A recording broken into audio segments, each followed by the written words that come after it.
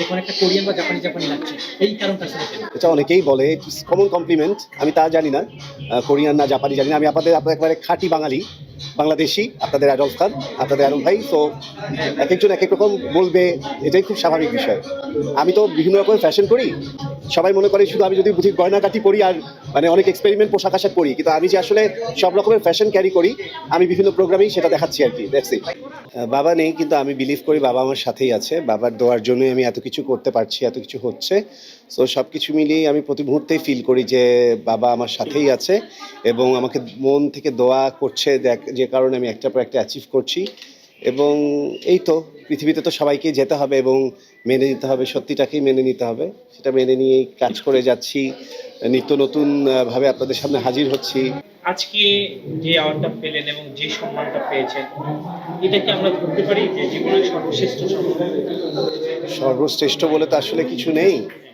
লাইফের তো এখনো অনেক কিছু বাকি রয়ে গেছে। তো এই পর্যন্ত জার্নিতে এটা একটা বিশাল সম্মান যুক্ত হলো।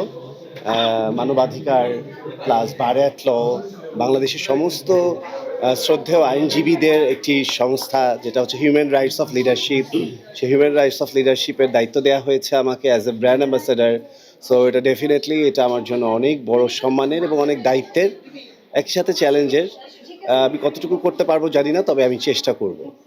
এই যে আপনি এই যে সম্মানগুলি পাচ্ছেন, এইটা নিয়ে তো জানতে চাচ্ছি যে জীবনের শ্রেষ্ঠ দিনগুলিতে আসলে আপনার বাবা নেই। যদি আপনার বাবা থাকতো। বাবা নেই, কিন্তু আমি বিলিভ করি বাবা আমার সাথেই আছে। বাবার দোয়ার জন্যই আমি এত কিছু করতে পারছি, এত কিছু হচ্ছে।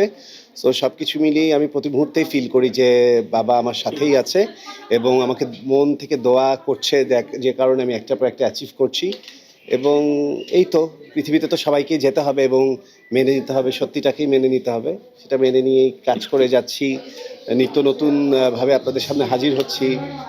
গত প্রোগ্রামে আপনাদেরকে নাচ দেখিয়েছি, আজকের প্রোগ্রামে আপনাদেরকে ব্র্যান্ড অ্যাম্বাসেডার হিসেবে উপস্থিত হয়েছি, অ্যাওয়ার্ড নিতে এসেছি। সো এক একটা প্রোগ্রাম এক এক রকম। সো আমি চেষ্টা করছি।